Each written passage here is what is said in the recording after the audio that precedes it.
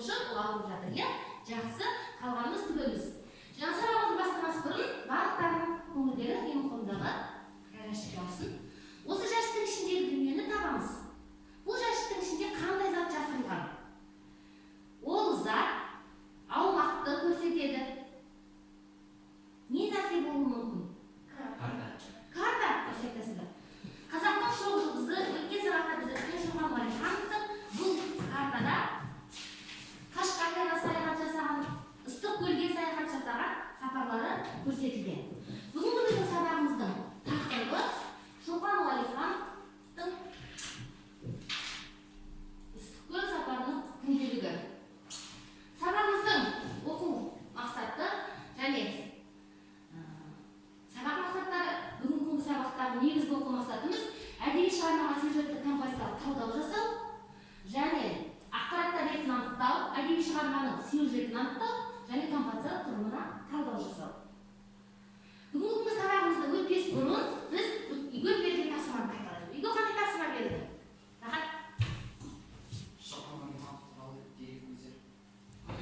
Жақсы тағы. Білу жақсы тағы. Шығармашылық тапсырма, иә? Шығармашылық тапсырмаға енді кезек берейік. Кім қандай шығармашылық тапсырма дайындап әкелді? Жақсы. Мен Шоқан Уәлиханов туралы эфир істедім. Ендеше барлығымыз мұқият білімдікті де кімге кері байланыс береміз? Шоқан Уәлиханов қазақтың шоқ жұлдызы. Әрине Шоқан қазақтың шоқ жұлдызы. Шоқан өзінің атқан жұлдыздай аз ғана ғұмырында халқының елі қасиетін көтеріп, мәдениеті жоғары елдермен тегісіп тең дәрежеге жетуіне армандаған. Күні жалғыз қазақ халқы емес, тарихи бір, тілі де, бір Орта Азия халықтарында тұтас ойлайды. Шоқан Уәлихановтың пікірінше халықтың психологиясын көтеретін белгілердің бірі сол халықтың тіл байлығы, шешімдік қасиеттері. Шоқан туған халқының әлеуметтік түрлі жақтарын таңдай келе, қазақ арасындағы кейбір жағымсыз әдеттерді термеленше сынады. Мәселен, осындай кінәраттардың бірі барымта екендігін, оның жұрттың көпшілігі байлаудың мал шаруашылығының ең жеңіл әдісі деп бірдей түсініп жүргенін баса айтады. Ол бұндай кәсіппен айналысқан адамның еңбекке ынтасы болмайды, жан дүниесі ысқынсыз келеді. Белгілі бір кәсіппен айналысу уақыты зор ынтаны керек етеді деп дұрыс тұжырымдады. Осылайша ол достарға адал жұмысқа шақырады. Шоқан Уәлиханов шығармалары келешек ұрпаққа біздерге қалдырған асыл мұра. Барлығымыз оны оқып, жадымызға тоқып, сіне біле өз шоқ жұлдызымызды өзіміз жақсырата білейік. Тамаша, отыра. Кімге кері байланыс береміз? Ділдана? Менің ойымша гүлім барынша Шоқан Уәлихановтың жақсы қырларын көрсете алды. Әсіресе қорытынды бөлімдегі өзіміздің шоқ жұлдызымызды өзіміз жаға білейік деген ұсынысы өте тамаша, иә? Яғни біз өтіп жатқан Шоқан Уәлихановтың өмірі мен шығармашылығы туралы алған білімдерімізді жадымызға әрдайым сақтап, жүрегімізге тоқи білуіміз керек. Өйткені жарық жұлдыздай жарқ етіп аз ғана ғұмырында мейлінше әр ғылым саласына үлес қосқан Шоқан Уәлихановтың еңбектері өте зор. Келесі шығармашылық тапсырманы орындаған оқушы бар ма? Елдана? Мен үйде слайд-шоу көрсеткен Шоқан Уәлихановтың өмірбаянын жинап. Келе ғой. Слайд-шоу.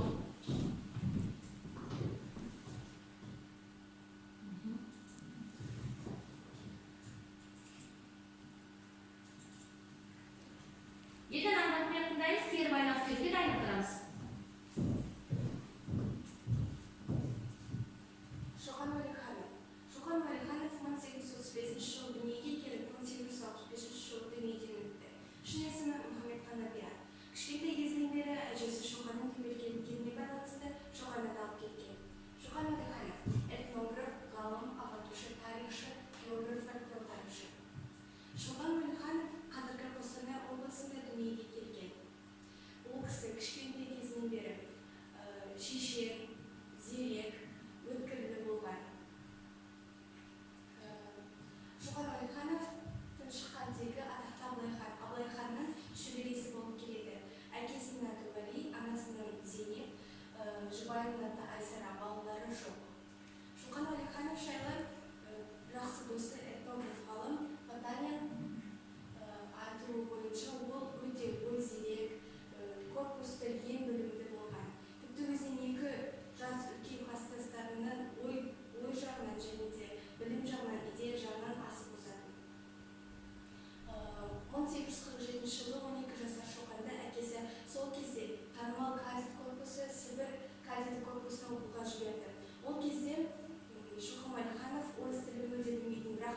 зеректігіне байланысты, алғырлығына байланысты тез жетіп үйреніп алды. Шығармашылығына келсек, саяхат, сот реформасы туралы жазбалар, Абылай хан, Көкелек ханның асы, жоғары очерктері, Ыстықкөл сапарының күнделігі, қырғыздар туралы жазбалар. Шоқан Уәлиханов Қазақстанның ең беткештер адамы болған, және де ол кісіні бекерден бекер маңайына біткен жұлдыз деп айтпайды. Бұл жерде көріп тұрғаныңыздай алтын емелдік Шоқан Уәлихановтың ескерткіші. Тамаша, Иданға кері байланыс береміз. Алып қарағат. Идан, тыңдайсыз кері байланыс тақылет. Мен ғана 10 деген көргенім. Себебі бұл өзінің еңбегі және де ол Шоқан Уәлиханов туралы дерек көздер жазып берген. Сол сөйтіп Жақсы, ізденісін бағалар. Жақсы, тамаша. Олай болса жаңа ғана айтып кеткендей, бүгінгі сабағымызға ораламыз. Бүгінгі сабағымыз бұрын өткен тараптағы сол Шоқан Уәлихановтың өмір мен шығармашылығы туралы жылдан бір сұрақтарға қойып жүрейік. Кес. Бөлім? Сұраққа қойып қой. Достоевский Шоқан Уәлихановқа жазған хатында не дейді? Достоевский. Демек, Достоевский. Жақсы. Өз халқының ескі азаматы болу және де орыстарға өз даласының мәдениетін түсіндіру, ал өз халқына ресей мәдениетін түсіндіру. Гүл қанағаттан бір жауабыңыз бар? Жақсы. Мына топтан сұрақ қоямыз жылдан Елдана. Шоқан Жәділет Павловты сипаттайды не дейді? Потанин Шоқан Уәлихановқа былай дейді: егер де сен қазақтың оқушысы болғанда, сен қазақ халқының өркендеуіне негіз болар едің. Жақсы, тамаша. Бүгінгі жаңа сабағымызға оралайық. Сонымен Шоқан Уәлиханов кім екен Әли? Шоқан Уәлиханов ғалым, Қандай ғылым? Дұрыс. әдеби шығармашылық, Қандай ғылым салаларына үлес қосқан? Әдебиетші, тарихшы. Әдебиет саласына, тарих саласына біз айтасың. Тағы қандай ғылым саласына үлес қосқан? Ғылымның сан саласына үлес қосқан этнограф ғалым. Жақсы. Бүгінгі сабақ жаңа сабағымызды өтпес бұрын, Ыстықкөл сапарының күнделігі туралы мұқият тыңдайық. Жалпы Шоқан Уәлиханов Ыстықкөл сапарының күнделігін 1856 жылдың сәуір айынан 18 сәуірден 23 маусым аралығында жасаған экспедициялық жұмыстары негіз болған. Бұл шығарма Ыстықкөл сапарының күнделігінің ерекшелігі неде? Бұл Ыстықкөл сапарында Шоқан Уәлиханов әрбір жүріп өткен ізін, әрбір көрген дүниесін, білген дүниесін тек қана күнделік қылып жаза бермей, ғылыми зерттеу жұмыстарымен негіздегендігі. Әрі барған жеріндегі қорымдарды зерттеген, үйінділерді зерттеген, сол барған жеріндегі табиғаттың тыныс-тіршілігімен, халықтың тұрмыс-тіршілік әдет-ғұрпын зерттеумен айналыса жүріп, сол Ыстықкөл сапарындағы күнделікке әрбір зерттеу еңбегін жазған.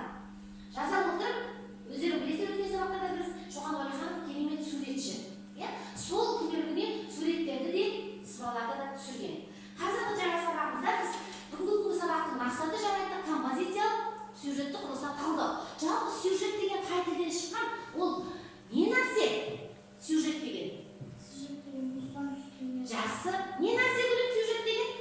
Оқиғалардың тізбегі бір тұтас желісі. Дұрыс айтасың, оқиғаның тізбегі бір тұтас желісі. Композиция қай тілден шыққан? Латын тілінен шыққан. Дұрыс айтасың, латын тілінен шыққан. Композиция деген не ол?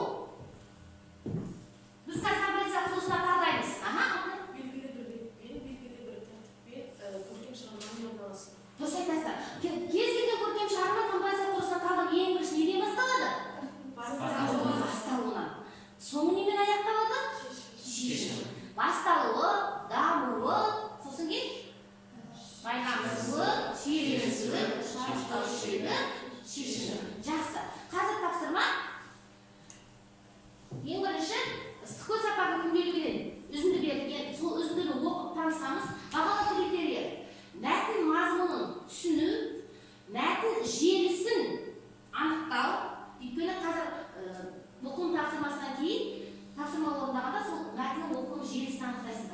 оқуға ерекше баса назар аударыңдар. Жылдан әрқайсымыз жеке оқулы мәтін оқимыз.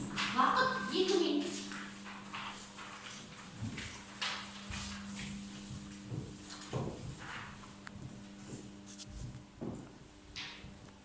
Уақыт кетті.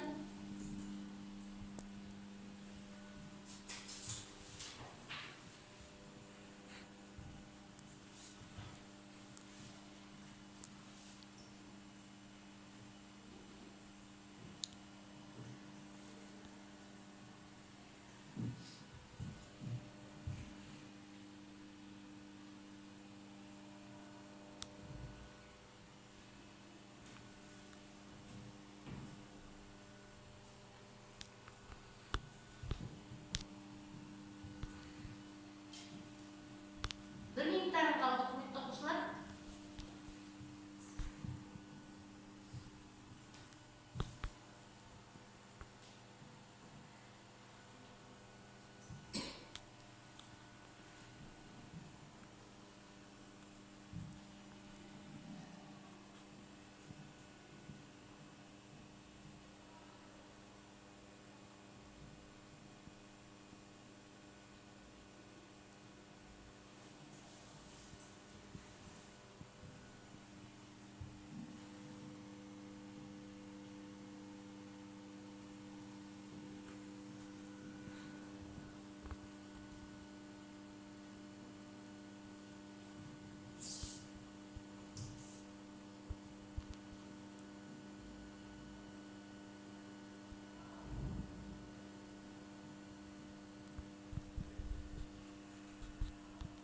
Уақыт аяқталды. Топта талқылаймыз, кішкене бір-бірлеріне топта айтуға жақындауларға болады. Жақындалыңдар.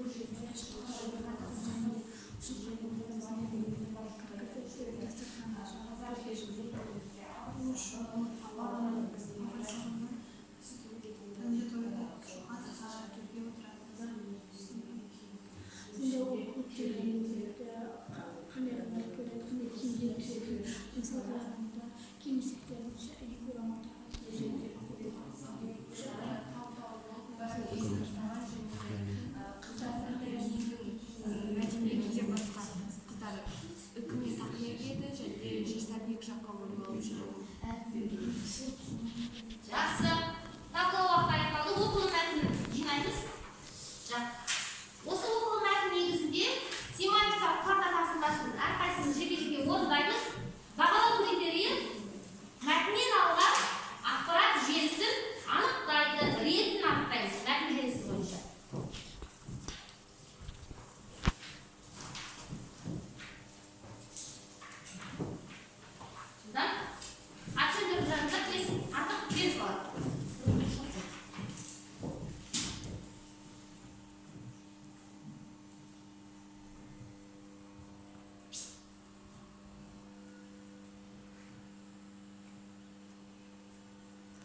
Рет қасында жазамыз.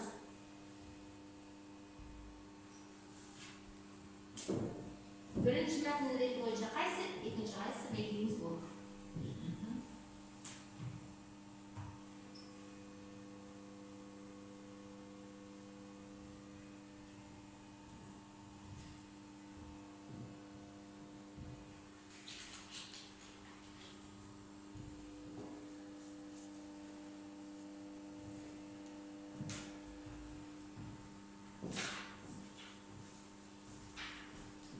Dilara болды.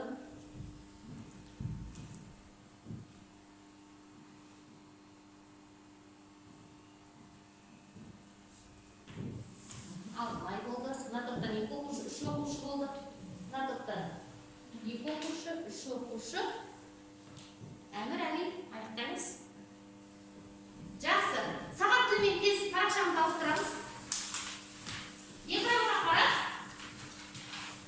Экрандағы рет-ретмен тексеріп шығамыз. Тез.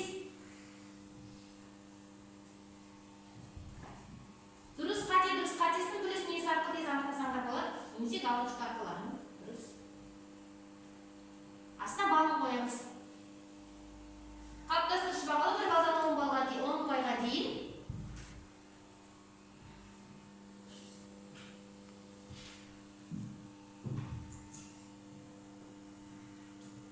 Гүлім болды тексеріп. Гүлім жылдам. Сен кімді тексеріп деп айта ғой? Тұра ғой. Көп айта ғой. Ол қараймыз кімді айтса.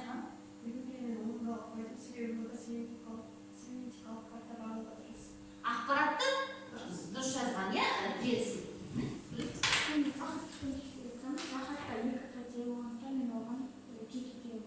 Жеті ұпай. Жақсы. Екі рет естімен қателескен жақсы. Мен де әмірге жетеге көрдім, себебі ода екі қате болды. Екі қате бар. Мен сегізге мал қойып, себебі ода бір қашын. Бір қате. Тамаша. Содан бес. Елдана. Бір қате жейміз.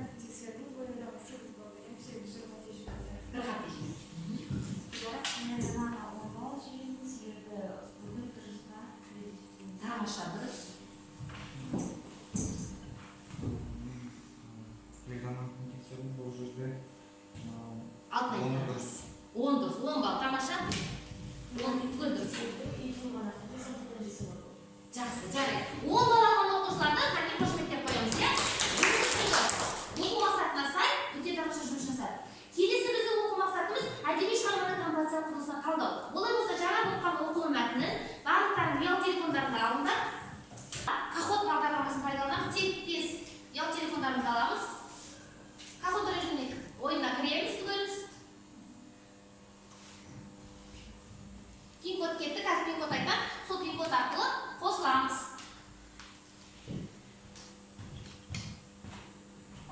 702 28 54.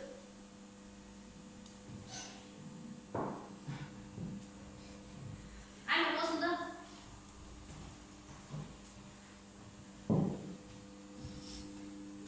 Елдана, Рахата. Кім қалды енді? Түгел қосылдық, иә? Ойынды бастаймыз.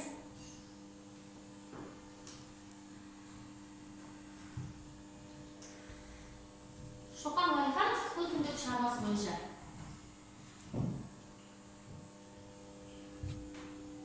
Оқиғаның басталуы.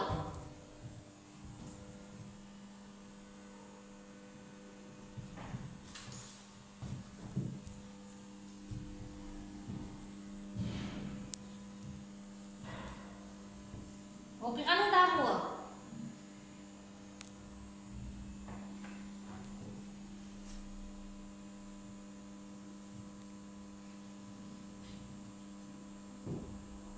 Рахат. Бірінші орын. Оқиғаның байланысуы.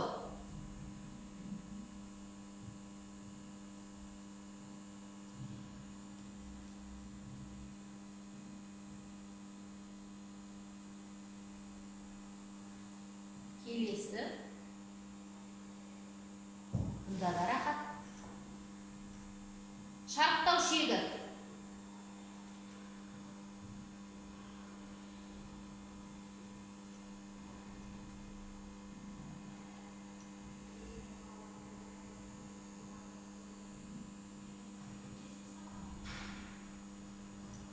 Оқиғаның шешімі.